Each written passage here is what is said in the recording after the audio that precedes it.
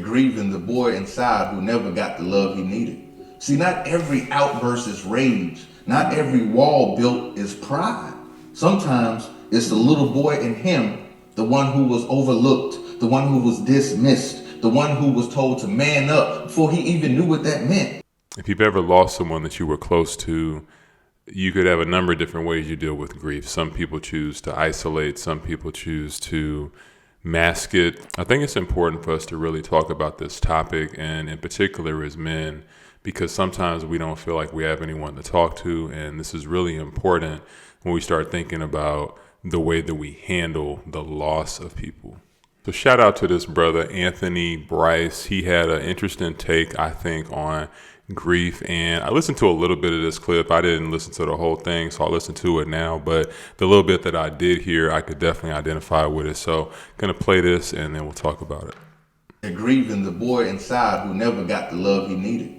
See, not every outburst is rage. Not every wall built is pride. Sometimes it's the little boy in him, the one who was overlooked, the one who was dismissed, the one who was told to man up before he even knew what that meant. And now he carries those wounds into manhood. Not because he wants to, but because nobody ever taught him how to heal. You're not broken, brother. You're just carrying pain that was never yours to keep. So I agree with him 100%. I know that there have been times where I'm grieving and I didn't even realize it. And, you end up taking those things out on the people that you love. You end up shutting down. You end up not talking. And, now your wife is thinking that you're upset, thinking you're angry or something is wrong with you, when in reality, you're just going through a grieving process. You're lost and you don't know how to express that. There are things that we carry with us from when we were young that if we never deal with it, it's just going to keep going. It's going to keep being the same thing. And it can manifest itself through anger. It can manifest itself through frustration, through all of these emotions that we feel that sometimes we have no idea where it's coming from. So I really appreciate, what this brother talked about. I can 100% identify with it. I would encourage any of you listening to this to really deal with that. If there's something inside of you that is some past trauma or something that you haven't fully healed from and you don't understand what it is, do that inner work to really understand and think through your past. What are the traumas? What are the things you haven't healed from? Like really doing that inner work, because it helps as you begin to heal through grief. So when it comes to the grieving process, some people choose to go about it alone. Again, different people handle it different ways. So I found this other clip where this guy's talking about that exact approach. So let's check it out. Grief really requires, for me at least, some solitude, right? And if you're not comfortable in that solitude, then it's really hard for you to really sit with that grief. And so the way that I like to look at it is that while processing grief, really what grief does is it unmasks you in a way, right? There's a certain level of humility that you experience while grieving, because for my very self, while experiencing grief, this is like one of the few times I'm able to really admit to myself that I don't have the answers and that I need to be in solitude to reason with myself, to experience. I think also in the context of grief, we really speak about it mostly with a bit of a somber undertone, but there's really another side to it, right? Where, yes, you are really revealed to yourself in moments of grief. And Baldwin says that what hurts a man and what helps a man cannot be divorced from one another, because what hurts you in a certain way helps you in a certain way. Shout out to Black Fly on a Wall podcast. Hadn't heard of it prior to that clip, but definitely an important conversation. My natural nature is more of an introvert. I'm the kind of person that is not always around big crowds. I'm not the one that's going to be rushing to be at a function with a lot of people all the time. I can be at functions, I can be social, but then I need my time to recharge. I need my time to be to myself. That's just my natural nature. But when it comes to things like grief, I can understand and identify with what he was talking about in terms of the aspect of solitude and being able to just get your thoughts together. It's something that when I don't have time to do that, it becomes really hard. I've had so much loss over the past few years that I've had to take a lot of time to process things. I've had to step away at times in the middle of situations that I needed to do something extra for work, or I needed to do something, here at the house with my family, or take care of some business or whatever the case might be. And I had to just stop.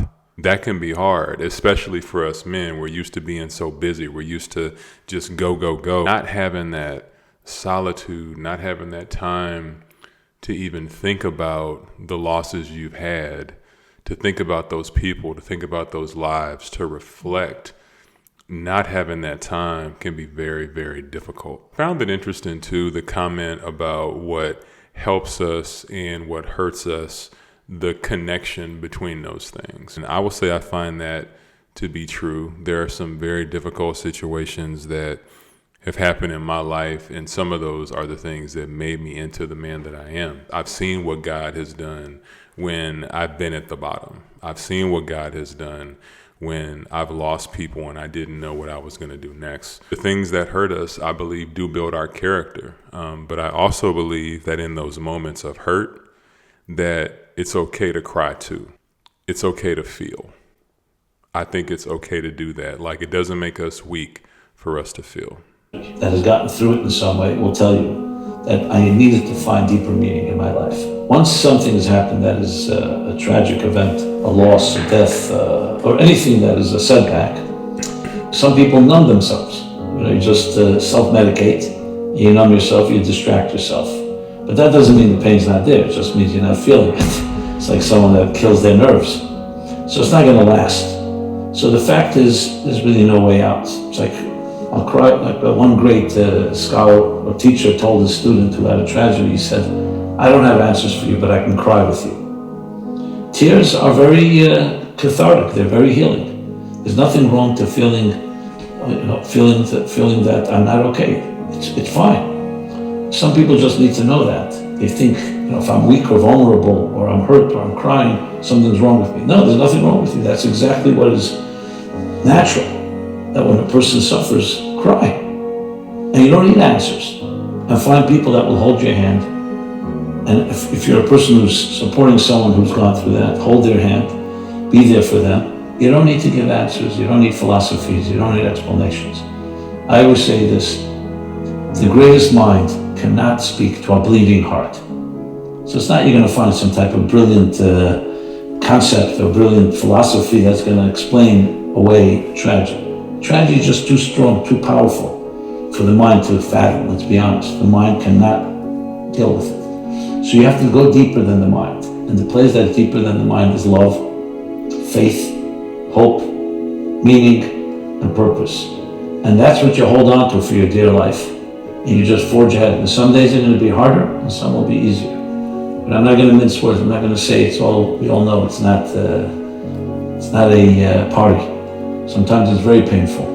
But remember, that which doesn't kill you makes you stronger. And if you can move from one day to the next, you get stronger, whether you know it or not. And ultimately what will emerge is a new person. A person that you'll see that you went through the fire and you become a more powerful person in the process. So when he talks about crying and when he talks about being vulnerable and how that's okay, and that's what we're supposed to do, that was my biggest block for so long.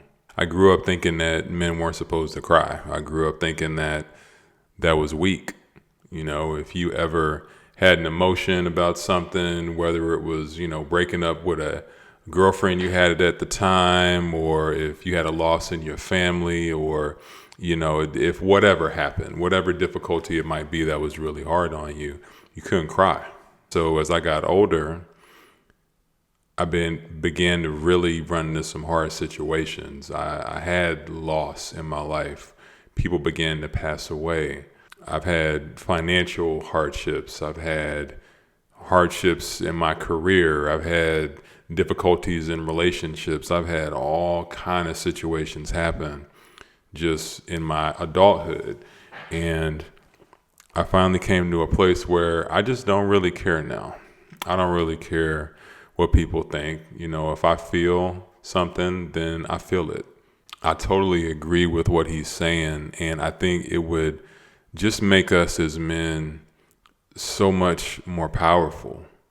It's not a weakness, it's a strength. Like when you're able to get that emotion out, whatever it is that you're holding on to, whatever it is you're holding within your chest, like all of that tightness in your chest and all of that emotion and all of that, and you hold it and it ends up coming out in some other kind of way. If you don't let the tears out, it's going to come out one way or the other. It's going to come out in anger. It's going to come out in you going off on somebody that's close to you. It's going to come out in some way, and that way might be negative. It may not be fruitful or beneficial. You're holding it in. You're holding it in for dear life. I know that feeling. I did it for years. I know that feeling. And now at this age, at 44, when I have that feeling, I let it out. Specifically for this video, I just sat and I was thinking about all the people in the past few years here that I've lost. And when I say lost, I'm talking about family members and friends that I personally was very close with. I'm talking about people that I talked to frequently. Some of these people helped raise me. So I'd like to just read something to you. Write this down, commit this to memory. Hopefully this is something that whatever you're going through, you can always go back to. Psalms in the Bible, this is Psalms 147:3. It says, "He heals the brokenhearted and binds up their wounds." We've also got Psalm 34:18. "The Lord is near to those who have a broken heart." And lastly, Matthew 5:4. "Blessed are those who mourn, for they shall be comforted."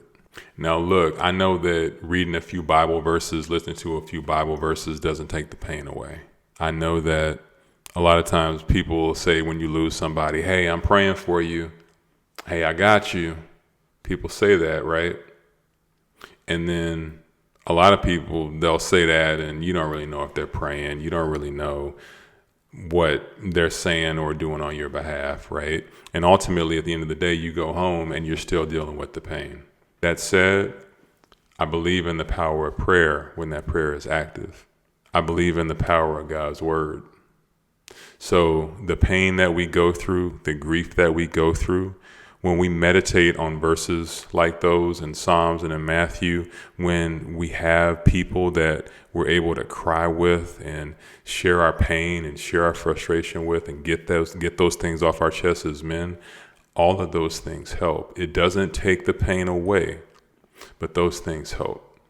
I remember the beginning of this year, losing my Uncle Calvin, losing my Aunt Jackie, and losing my cousin Gail within a span of about 6 months. And it just felt like as soon as there was a funeral, it was time to go to another one. I mean, it didn't seem real. And in those moments, you need something to go to. For me, it became the Bible. For me, it became verses like the ones that I just read. I still mourn the loss of so many people in my family. I mourn the loss of my friends. I've lost coworkers too. I've lost people here over the past year or two that I used to work with every single day. 2 of them to cancer. It's just been really crazy the past few years, and I've tried to at different times bottle it up and everything, but I began just letting it out now. When I feel something, I just feel it. And I'd encourage you to do the same. Like, if you got to cry sometimes, you just have to cry. You're still a man. You're still strong, and it's all good. Listen, I hope this video helped somebody out there, and I hope ultimately that you found some healing in this. Grief is a difficult thing, and there's no easy answer to it. It's not something that we can snap our fingers and get through or get over it. But it is something that every single day, the more that we trust in God, the more that we pray, the more that we're reading God's word and just trusting in Him, it can get better every single day. It doesn't take the pain away, but it begins to get better. And I'm going to say too, and people, like to say this on social media all the time now, like give people their flowers when they're alive, but give people their flowers when they're alive, right? Like if you have anyone in your life right now that you love at all, text them, call them, check on them, spend time with them, laugh with them, joke, share a good memory, like do all of those things, because you just never know. We just never know. I mean, these days are crazy. We don't know what's going on. A lot of people that we thought were going to be here are no longer here. Spend the most time you can with the people that you love. Spend the most time you can with the people that you love. So listen, I appreciate you all checking out the video. I'll see y'all on the next one.